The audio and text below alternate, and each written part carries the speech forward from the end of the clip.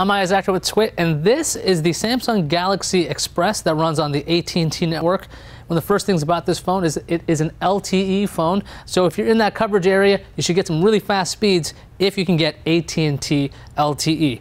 You can see it's got a pretty big screen, a 4.5-inch screen with a resolution of 800 by 480. It's got a 1.3 megapixel camera on the front and a 5 megapixel camera on the back.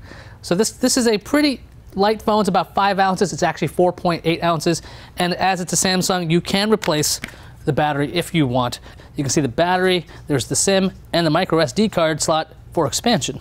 This is running Android 4.0 Ice Cream Sandwich. And as it's a Samsung phone, it's got the TouchWiz UI overlay. So if you like that, you're going to like this phone. If you don't like that, you can always switch the launcher to something else.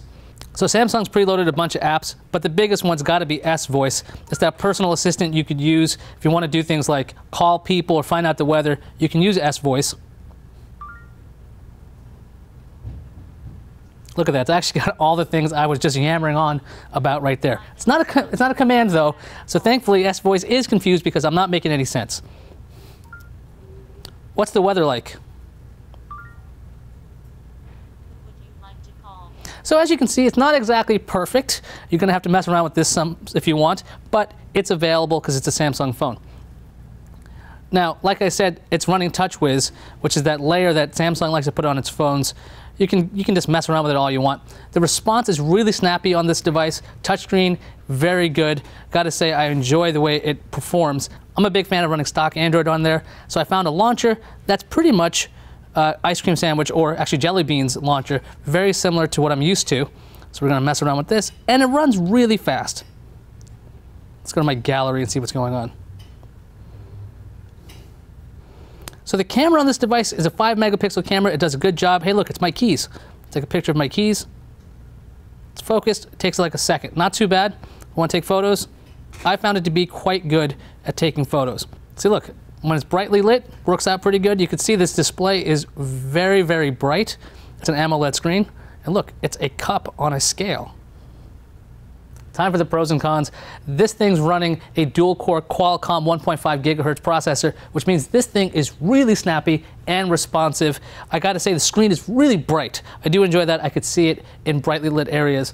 And the camera, I found the quality of pictures to be quite good. On the con side, I've got to say, for a display this large, the resolution is a little bit too low. I had to turn the fonts to the smallest size to fit as much data as I wanted on there. It might be bright, but there's not a whole lot of things you can see at one time because it's 800 by 480.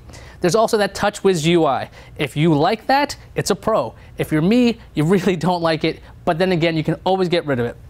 On top of that, it's not the latest Android. It's running Ice Cream Sandwich by default and not Jelly Bean, so that kind of knocks it down a peg.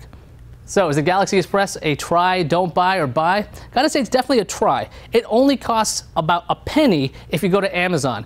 That's really cheap. This is a really powerful phone for what you get.